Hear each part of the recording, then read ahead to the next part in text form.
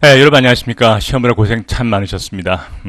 추가로 이번에 지방직 선발에 관한 시험 문제의 총평을 먼저 간단히 해드리고 바로 문제 해설을 해드릴게요. 먼저 이번 시험은 6월 달에 비해서 어떤 특징인지 한번 비교해 봅시다. 지방직입니다. 전반기 요번에 봤던 후반기 추가 단원별 법과정치 사회문화의 단원별 문항 비중을 보게 되면요. 법과정치 10문항이고 사회문화 5문항 여러분 다 아실 겁니다. 지방직의 특징이죠. 단원별 출제 경험을 보면요, 전반기 때는 어떤 특정 단원에 편향된 문제가 출제됐다면, 이번에는 아주 균형 잡힌 문제가 출제됐다는 게 특징입니다. 이 얘기를 왜 말씀드리냐면, 앞으로 공부하실 때 어느 특정 단원을 집중 공부하시면 안 되고, 균형 잡히게 공부해야 됐다는 전략을 세우셔야 됩니다. 자, 그러면 총평을 한번 해볼게요. 문항 비중은 여러분 국가직과 똑같이 법과 정치가 10문항, 나머지가 5문항 나온 건 여러분 아실 겁니다. 지금 금방 말씀드린 것처럼 법과 정치가 10문항 나오는데 여러분 세 과목 법과 정치, 경제, 사회문화인데 법과 정치가 여러분 약간 체감 난이도가 어렵다고 느꼈을 겁니다.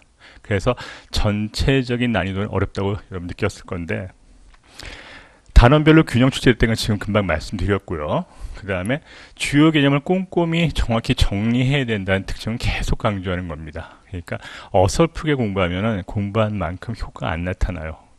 됐죠? 그래서 전체 난이도를 보면 약 90점 정도가 합격 커트라인이라고 생각됩니다. 그래서 한 문제, 두 문제 정도, 이 정도가 여러분을 괴롭혔을 거라고 보는데, 그 문제들이 법과 정치에 포진되어 있거든요. 한번 봅시다. 바로 해설 강의 들어갈게요. A책형입니다. 이 문제는 여러분 큰 어려움이 없었을 것 같아요. 신급제도인 사법부에 관한 여러분 절차에 대해서 물어본 건데요. 1심, 2심, 3심까지 갑니다. 바로 갈게요. 행정소송은 심판을 거쳐서 2심부터 시작된다. 벌써 이게 틀렸죠? 행정소송은 모든 재판의 원칙이 3심제입니다. 그래서 3심제 예외 같은 게 바로 선거소송과 특허소송이죠. 그러니까 행정소송은 3심제로 갑니다. 그러니까 행정심판을 반드시 거친 다음에 고등법원, 대법원 간의 행정심판 전치주가 이미 폐지됐기 때문에 3심제가 원칙이니까 기근 정답이 아니죠. 니은 봅시다. 1심이 지방법원 합의부, 법원의 관할을 물어본 겁니다. 합의부가 중대한 사건이니까 1심이 합의부가 담당했어. 그럼 2심은 어느 법원이 담당할까요? 바로 고등법원이죠. 이건 맞는 말입니다. D급 볼까요? 3심에 해당되는 것은 대법원과 헌법재판소다. 신급제도라는 것은 급이 있다는 겁니다. 심리하는 급, 즉 신급제도는 복수의 심리 절차가 있다는 전제를 깔고 있는 거죠. 그런데 헌재는 신급제도가 없어요.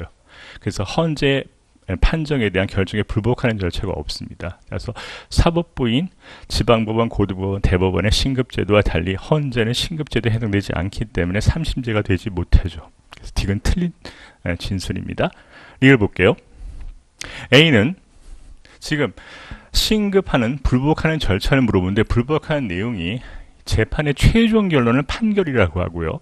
재판의 중간에 내리는 결론을 우리는 결정 또는 명령이라고 하는 겁니다. 그러니까 최종 결론인 판결에 불복하는 용어와 결정 명령에 불복하는 용어를 틀려요. 그래서 결정문, 명령문과 판결문이 다르거든요. 근데 A는 보세요. 판결이라고 써 있죠. 자, 판결에 불복한 1심 판결에 불복한 것을 우리는 그거를 뭐라고 해요? 항소라고 하고요. 2심 판결에 불복하는 걸 상고라고 하는 겁니다. 그래서 대법원이 상고심을 담당하고요. 1심 결정 명령에 불복하는 걸 우리는 항고라고 하고, 2심 결정 명령에 불복하는 걸 재항고를 하죠. 따라서 A는 법원의 판결에 대해서, B는 결정과 명령에 대해서 이의를 제기할 때 제기한다. 그 맞는 말이 되는 겁니다. 지금 여기에 써 있죠? 그래서 정답은 3번이 되겠습니다. 자, 신급 절차에 관계된 내용이었습니다. 2번 볼게요. 이건 헌법 조문을 제가 대한민국 헌법인 3단원, 법과정 3단원 공부할 때 헌법을 자주 보세요라고 얘기했는데, 헌법 제시문이 그대로 나왔습니다. 보세요. 가를 보시면 형사상 자기의 불리한 짓을 거부할 이런 묵비권을 얘기하는데, 바로 기억으로 갑니다. 이 수사 절차, 형사소송 절차는 수사, 공판, 집행 절차로 나눠지죠. 불리한 짓을 거부할 것은 수사 절차에도 적용되고 역시 공판 절차에도 적용됩니다. 적용되지 않는 데가 틀렸고요. 니은 볼까요? 자, 신체자에서 영장 제도가 있죠. 영장은 누가 청구하죠? 검사가 청구하고 발부는 법관이 하는 거죠. 따라서 니은은 맞는 말이 되는 겁니다. D급 봅시다. 형사 피고인, 즉 재판에서 재판받는 사람 피고인이라고 하죠. 유죄 판결이 확정될 때까지 무죄로 추정되는 게 형사소송 절차, 즉 형사소송법의 가장 큰 대원칙입니다. 그러면 디귿 보면은 다와 관련해서 헌법은 형사 피고인만 규정하기 때문에 수사 단계인 피의자는 무죄 추정이 되지 않느냐? 그렇지는 않죠.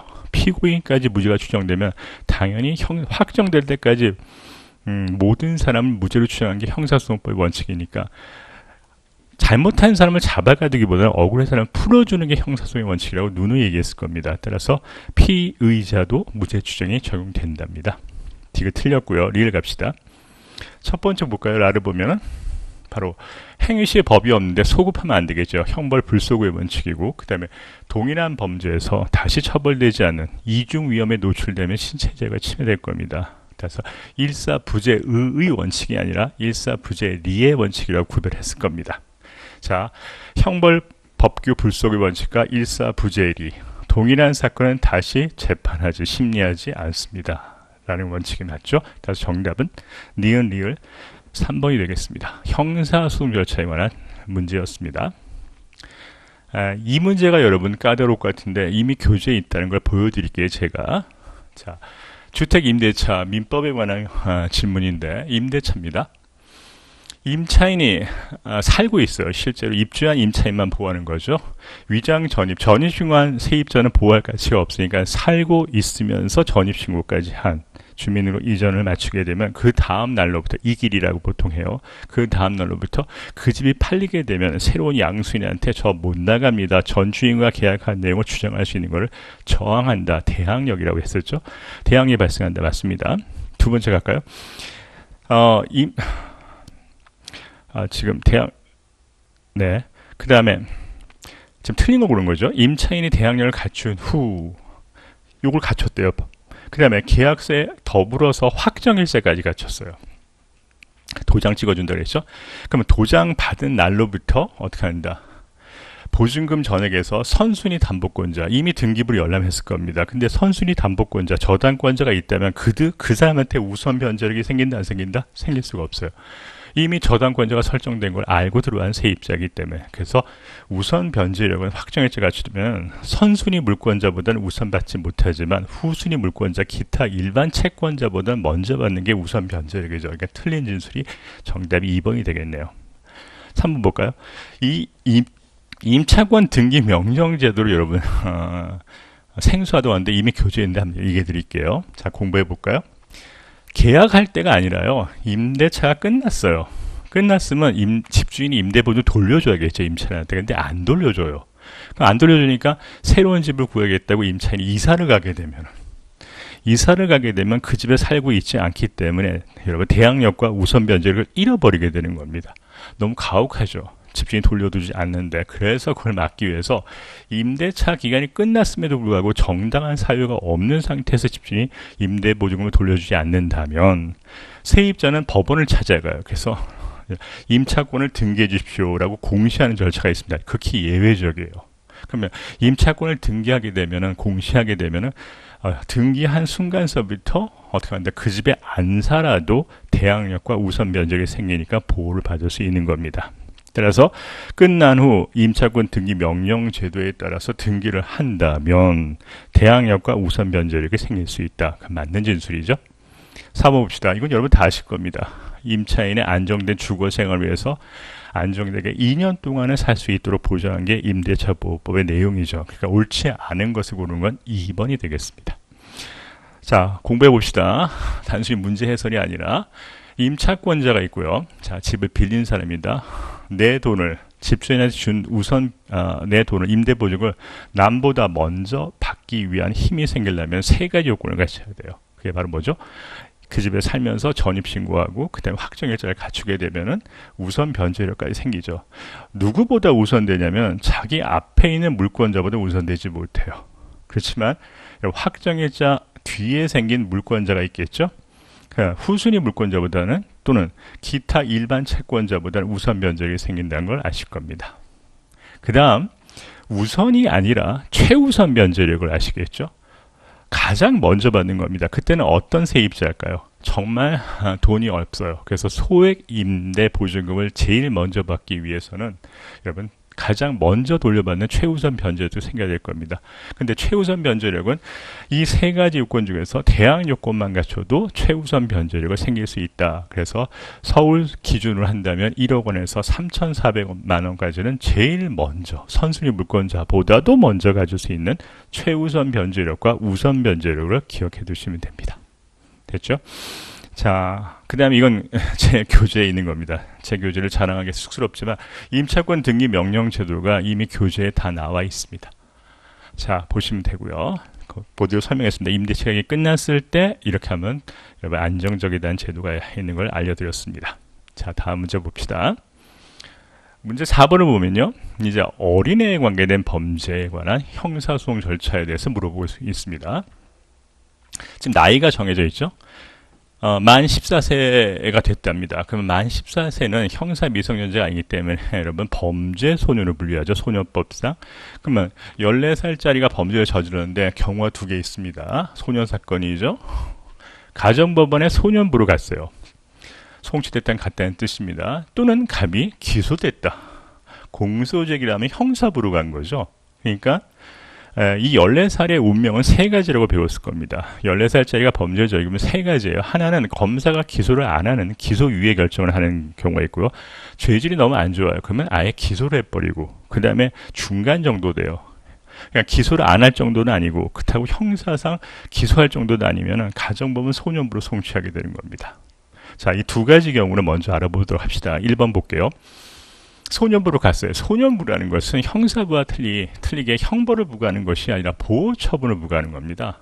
그러니까 형벌이 아니에요. 전과 기록이 되지 않은 얘를 보호하는 겁니다. 그래서 기소되면 그 친구를 저와 똑같이 피고인이라 부르지만 소년부로 사건이 송치되면 보호소년이라고 불러요. 그러니까 보호하겠다는 취지입니다. 이걸 알게 되면 문제가 풀릴 겁니다. 가의 경우 가정법원 소에서 국민참여재판은 형벌을 부과하는 거죠. 형사부에서 하는 겁니다. 1심에서 여러분 중대한 합의부 사건에서 담당하는 게 국민참여재판 배심제이기 때문에 여기서 배심제를 할 수가 없어요. 반드시 여기서만 할 수 있겠죠. 그것도 중대한 사건에. 그러니까 여기서는 불가능한 일입니다. 2번 봅시다. 가의 경우입니다. 소년부를 갔죠. 형벌이 부과되지 못하잖아요. 그래서 보호처분만 부과되기 때문에 2번도 틀린 정답이죠. 3번 봅시다. 나의 경우로 보세요. 이제 죄질이 너무 안 좋아요. 그래서 검사 기소, 공소직에서 형사재판으로 간 겁니다. 피고인이 된 거죠. 소년법상의 소년에 해당되므로 법원은 금고 이상형 선고할 수 없다.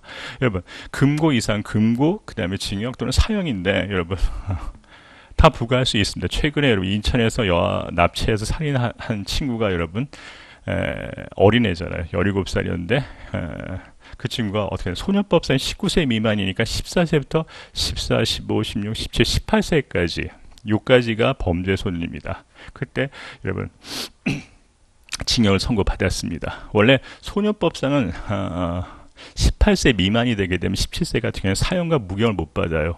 아무리 보호하기 때문에.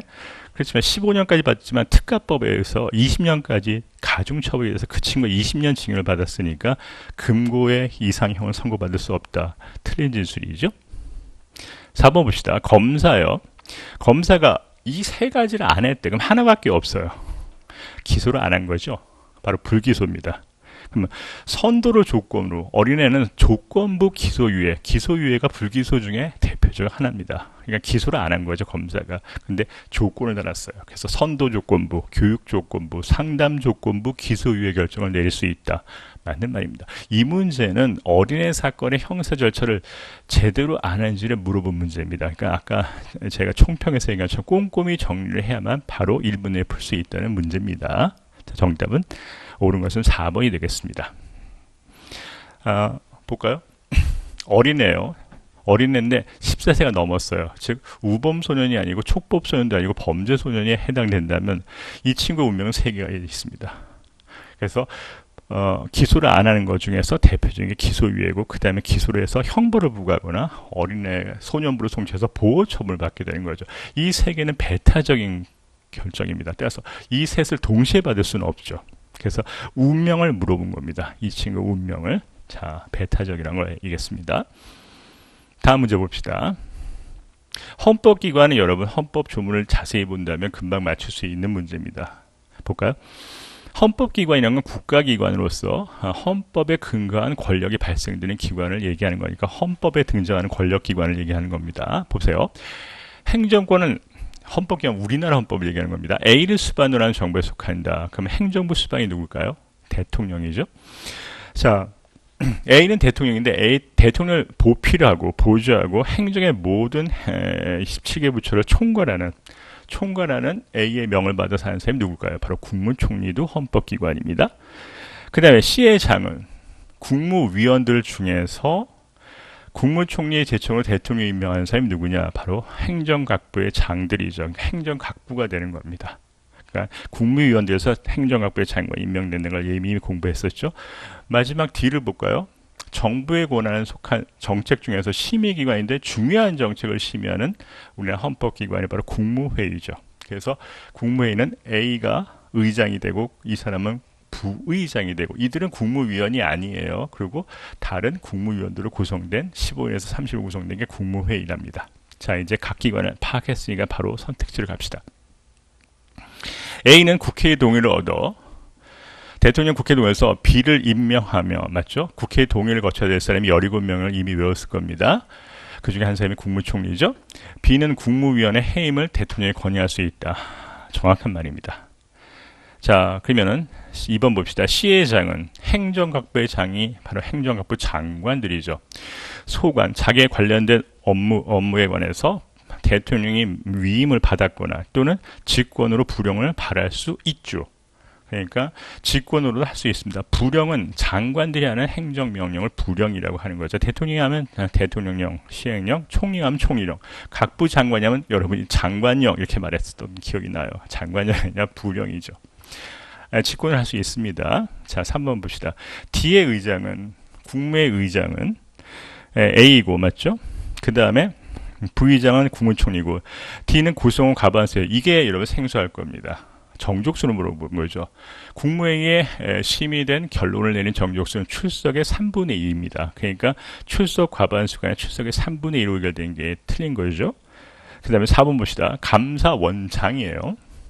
감사원 국회의 동의를 얻어서 그냥 국회의 동의를 얻어서 대통령 임명한 사람이 행정부에서는 국무총리와 감사원장이고, 그 다음에 사법부에서는 대법원장과 대법관이고, 그 다음에 헌법재판소장이라는 거 아시죠? 국회의 동의를 얻어서 대통령이 임명한다. 맞고요. 감사위원들이에요. 감사위원은 국무총리의 제청이 아니라 감사원장의 제청으로 A가 임명한다 라는 것이 헌법 조문입니다. 즉 이 문제는 헌법을 정확히만 이해하셨다면 바로 답이 나오는 문제입니다. 그래서 헌법을 꼭 보도록 하세요. 앞으로 공부하실 때.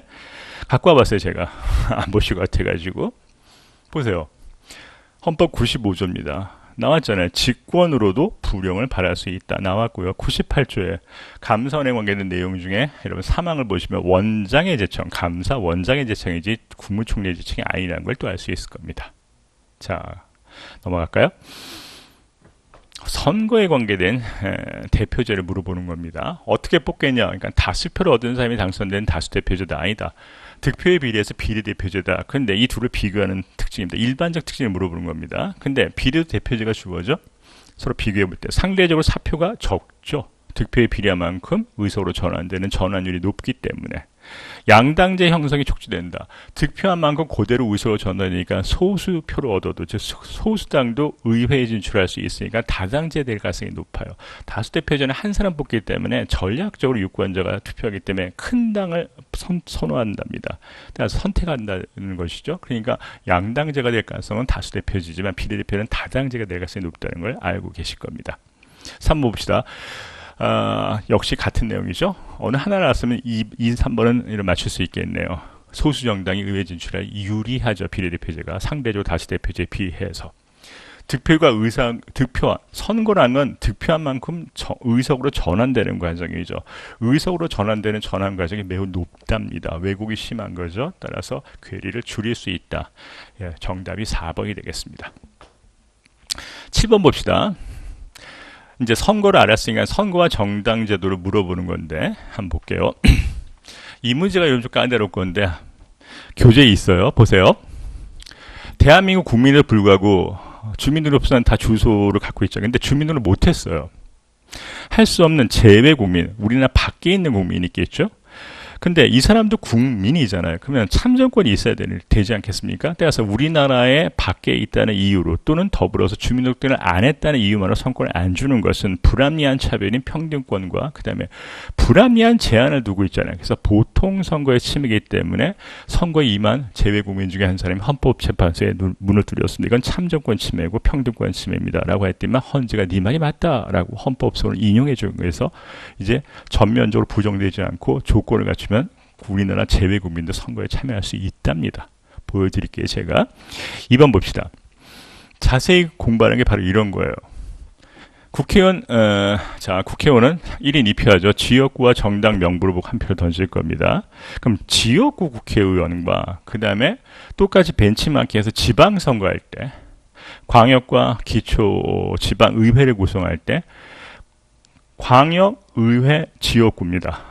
그러니까 똑같아요. 국회의원 선거할 때 자기가 사는 지역에서 가장 선호한 인물에 던지고 정당 명부를 보고 정당을 던지는 것처럼 광역의회입니다. 광역의회도 지역구와 비례대표가 있거든요. 그때 광역의회 지역구도 똑같이 소선거구예요. 한 사람만 뽑습니다. 근데 기초의회의 지역구와 비례대표는 틀려요. 비례표는 똑같지만 기초지역구는 여러분 한 선거에서 두 사람 이상을 뽑는 여러분 중선거구 소수대표 방식입니다. 그걸 구별할 수 있는지 물어봤어요. 따라서 2번 우리나라 국회의원 지역구 지방선거의 광역의 지역구는 소선거구로 채택하고 있다. 이게 정답이죠. 3번 볼까요? 지역구 국회의원을 뽑았어요. 국회의원 1인 2표 할 때. 근데 지역구 후보의 득표를 기준으로 비례표를 배정하냐? 그렇지는 않죠. 1인 2표이기 때문에 따로 각 정당이 작성한 정당 명부의 득표에 비례해서 비례표를 배분하는 거죠. 여기와 의존관계가 있는 게 아닙니다. 3번 틀렸고 4번 갑시다. 임기가 끝났어요. 그래서 국회의원 선거에 참여해서 의석을 얻지 못한 이것을 쭉 나는데 여러분 정당이 등록 정당 사무를 관리하는 곳이 우리나라 헌법기관 중에서 여러분 중앙선거관리위원회입니다. 선관인데 여러분 너무 표를 2%밖에 못 얻었으니까 이 정당은 국민의 조직에 국민의 정치적 지지를 얻을 수 있는 조직 기반을 갖추지 못했다라고 등록을 취소하는 것은 소수당에 너무 불리한 이 정당법이 너무 과잉금지 원칙을 침해했다고 헌재가 판단해서 이미 위헌 결정이 났답니다. 그래서 이건 현재 취소되지 못해요. 이게 바로 녹색당 사건이었거든요. 봅시다. 제외국민 있죠. 우리나라 밖에 있는 우리나라 사람입니다. 이 둘로 나눠요. 그러니까 우리나라에서 거소, 주소가 아니라 일정한 임시적으로 머무는 장소를 우리는 거소로 하거든요. 거소 신고를 한 사람이거나 아예 주민등록이 되어 있는 사람이 있잖아요. 주민등록이 되어 있다가 해외 유학 간 사람도 있고 일시적으로 여러분 여행 간 사람도 있을 거 아닙니까? 맞죠? 이런 사람을 우리는 국외부재라고 하고 이런 사람이 아닌 국민을 우리는 제외선거인이라고 하는 겁니다. 이런 사람도 여러분 이런 선거 때 참여할 수 있어요.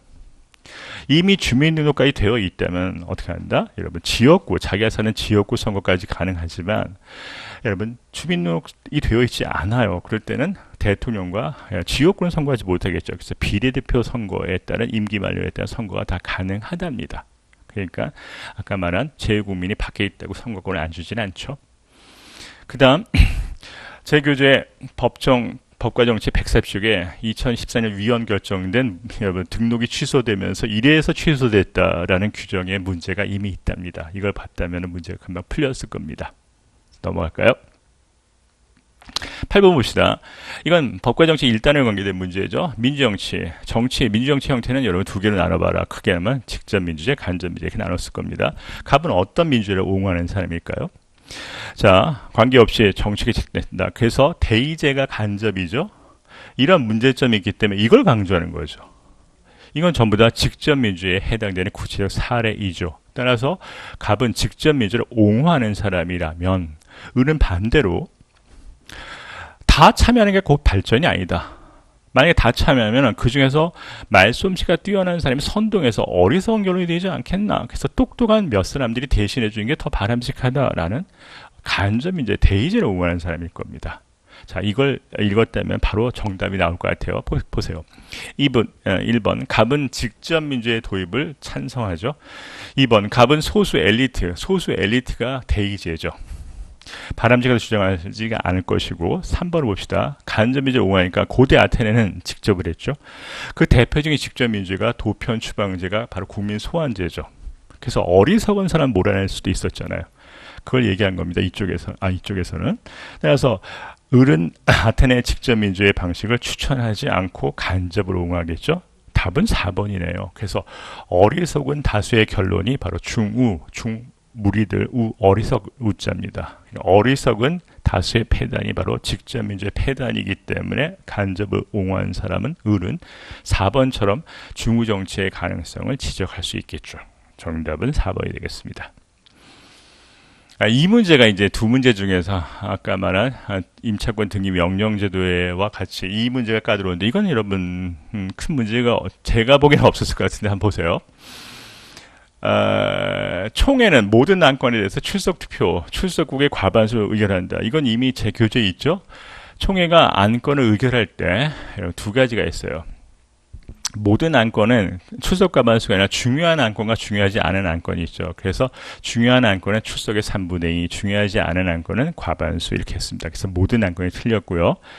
2번 사무총장은 유엔의 사무를 관리하는 직원들을 관리하는 사무총장은 유엔이 추구하는 게 이거죠. 그래서 위협이 된다고 판단하면은 어떻게 한다? 환기할 수 있는 권한이 당연히 있어야 될 겁니다. 그래서 이렇게 한번 문제를 한번 생각을 해보십시오. 주기를 환기할 수 있다. 이건 사무총장의 권한이고요. 그 다음 3번 보세요. 거부권이라는 것은 모든 안보리의 결정에 있는 게 아니라 이것도 마찬가지로 실질적인 사항, 실체적인 사항과 절차적 사항이 있는데 절차는 여러분 중요하지 않고 실질적인 사항이 있습니다. 이런 실질적인 사항일 때는 여러분 거부권을 행사하죠. 그래서 절차 사항과 실질 사항을 구별해야 되는 겁니다. 그래서 거부권 행사는 절차상에는 적용되지 않아요. 15나라 중에서 9나라 찬성할 때 여러분 거부권은 실질적인 사항, 가장 중요한 예를 들어 대표적으로 유엔의 회원국으로 승인되는 여부 이런 것들 같은 경우에는 실질적인 사항이 되는 겁니다. 4번 이건 아실 겁니다.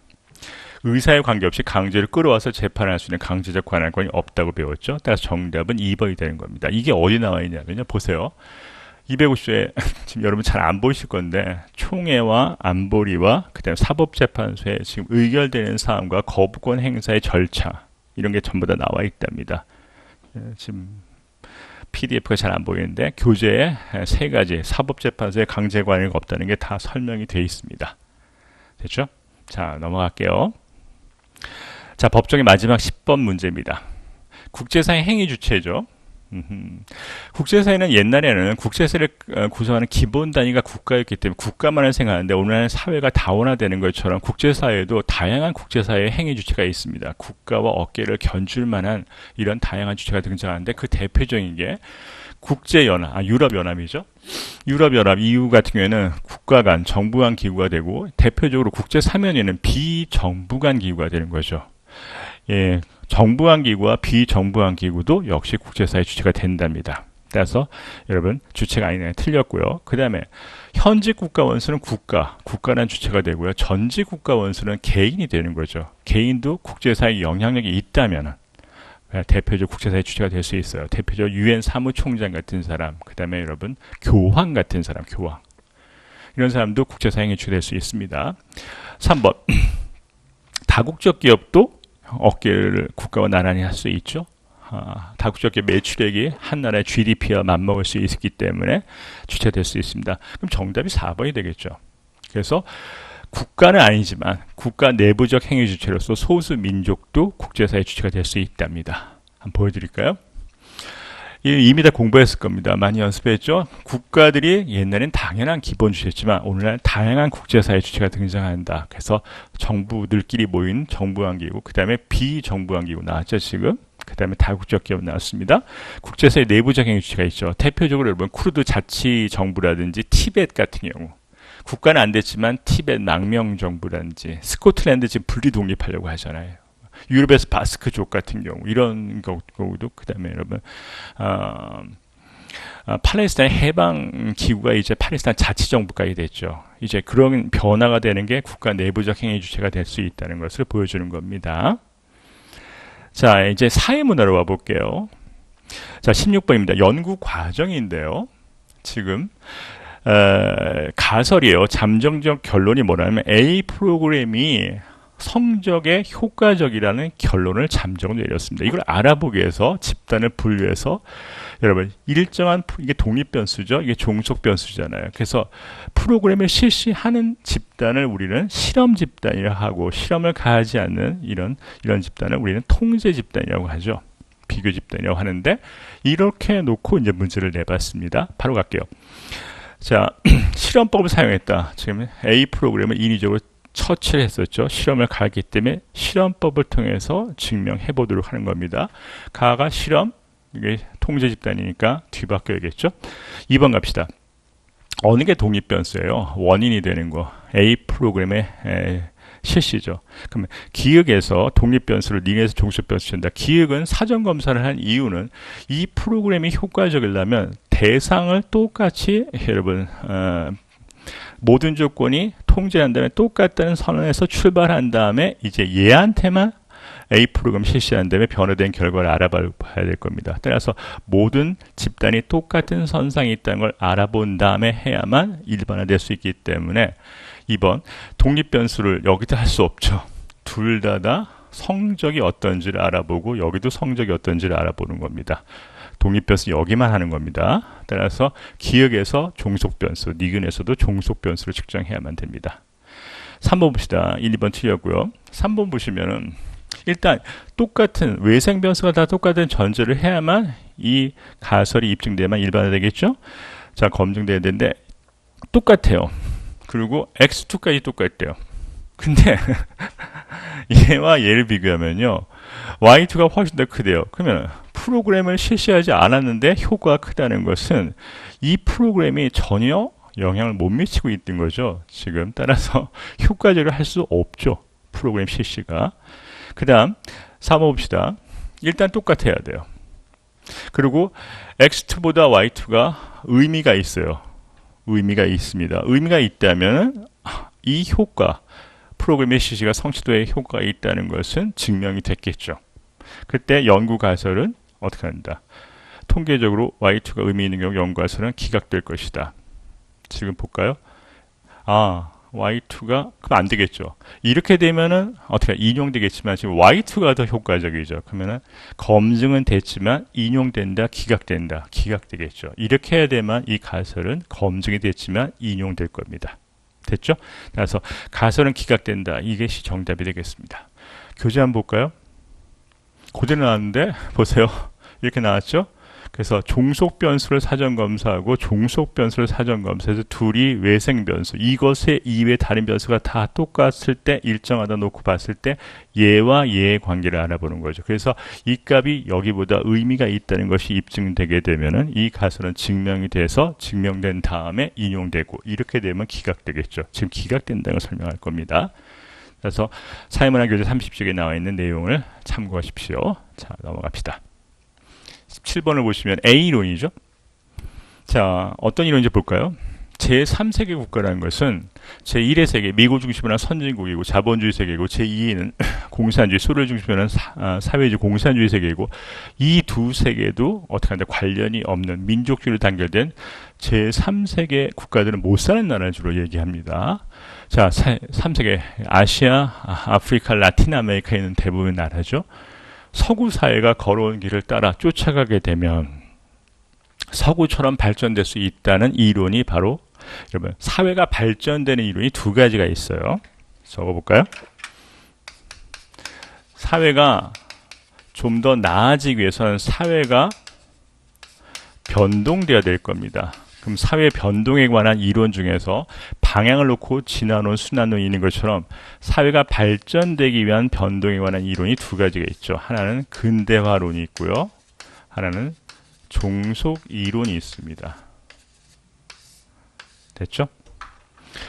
따라서 이건 서구를 쫓아가면 변화돼서 발전될 수 있다는 이론이라면 그랬는데 안 되더래요. 안 돼. 그러니까 쫓아가면 안 되고 독자적 이론을 만들어야겠구나 라고 여기에 대한 반발로 등장한 게 바로 종속 이론입니다. 이 두 가지를 물어보는 건데 이 제시문은 서구 사회가 바로 제일 먼저 산업화되면서 시민혁명을 통해서 공업화되고 민주화됐잖아요. 그리고 계몽사상에 의해서 산업자본주의가 된 이런 겁니다. 바로 근대화론이래요. 자, 그럼 근대론에서 알아봅시다. 서구가 아닌 비서구 사회의 근대화를 촉진했다는 긍정적인 평가를 받기도 한다. 대표적인 우리나라입니다. 서구를 쫓아가서 이렇게 발전됐다라는 걸 알 수 있죠. 이게 봅시다. 사회 변동이 하나의 방향으로, 일정한 방향이죠. 그러니까 바로 이 근대화론 진화론을 전제로 깔고 있어요. 그러니까 예외 없이 변화가 발전이라는 낙관론에 따라서 하나의 방향이 진행된 관점을 기반으로 한다. 맞는 설명입니다. 제3, 4개 국가는 미발전이고 저발전 상태에 있다. 틀리죠? 이 친구들은 근대화론은 미발전의 극본이에요. 미기한 상태를 극복하는 게 근대화의 특징이라면 여기는 노력을 했어요. 노력했는데 계속 발전이 안 되는 것을 우리는 미발전과 구별을 지어서 저발전이라고 하는 겁니다. 그러니까 근대화는 미발전을 극복해서 발전되지 않은 이론이냐면 종속이론, 노력해도 안 되는 저발전 단계를 극복하자는 저발전의 극복이 종속이론입니다. 따라서 이건 종속이론에 관계된 설명이고요. 리그를 볼까요? 제3세계 국가는 자국 산업을 중심으로 자기 나라 중심으로 주체적인 발전을 강조하는 것은 서구를 쫓아가지 말고 제3세계 독자적 이론을 강조하는 종속 이론에 관계된 내용입니다. 정답은 1번이 되겠죠. 자, 이제 문화 파트입니다. 문화를 바라보는 관점이 3개 있다는 걸 이미 공부했을 겁니다. 뭐가 있을까요? 자, 갑니다. 그 사회 맥락에 따라 바라보는 관점이 문화 상대주의 관점이고요. 그 다음에 유기적 문화 요소 간의 종합적인 이해관계를 알아보는 게 총체론적 관점. 그 다음에 자기 문화의 객관적 상태를 알아보기 위해서 남과 비교하면서 같은 점의 보편성과 자기 문화의 독특한 특성을 알아보는 비교론적 관점이 세 관점인데 가려보세요. 뭐가 나왔을까요? 일본의 위계설에 이런 문화를 알아보기 위해서 그 사회 입장에서 알아본대요. 그게 바로 문화 상대주의적 관점이죠. 두 번째는 저걸 알아보고 싶어요. 남성과 여성의 역할을 알아보고 싶어서 이렇게 알아보는 겁니다. 우리 인접 국가들의 한국, 중국, 일본을 서로 비교해보는 비교론적 관점입니다. 됐죠? 그럼 총체론 관점이 아직 안 나왔어요. 하나밖에 없기 때문에. 그럼 갑니다. 지금 옳은 거를 고르는 거네요. 자, 가볼까요? 가의 관점은 평가란 말을 못하죠. 평가란 건 우열을 평가하는 건데 문화 상대주의는 평가가 아니라 있는 그들의 문화를 이해하는 관점이죠. 그래서 평가에서 자기 문화의 자부심을 강조하는 것은 이거는 문화 상대주의가 아니라 문화 절대주의적 관점의 자문화주의적 이해 태도가 되는 겁니다. 기억 틀렸고요. 니은 갑시다. 가의 관점은 가의 관점은 해당 문화를 향하는 사회 구성 입장에서 맞죠? 그 사회 입장에서 그들의 고유한 의미를 파악한다. 맞습니다. 디귿 볼까요? 나는 바로 비교론적 관점입니다. 문화 요소가 굉장히 많죠. 물질 문화도 있고 비물질 문화도 있죠. 이들의 유기적 연관성을 알아보는 관점은 총체론적 관점이지 비교론적 관점이 아니죠. 리를 갑시다.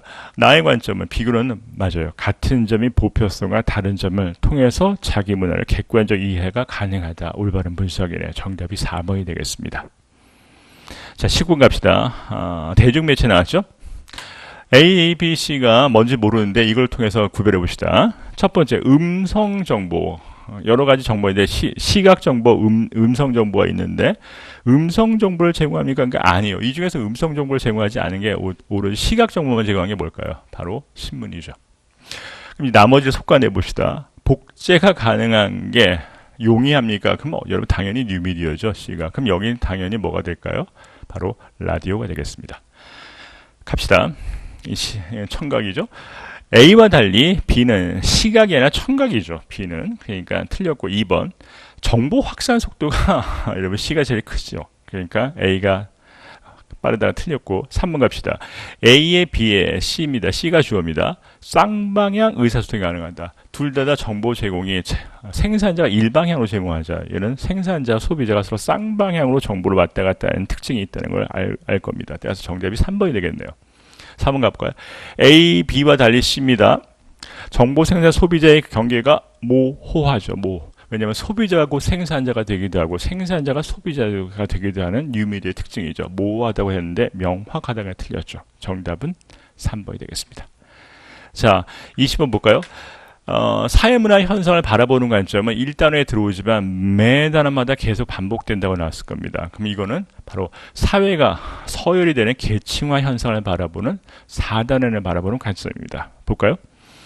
부와 권력 같은 희소 가치는 모든 사람이 공평히 갖지 않고 누구는 많이 갖고 누구는 적게 갖고 있으니까 계층이 형성될 겁니다. 근데 어떻게 형성될까요?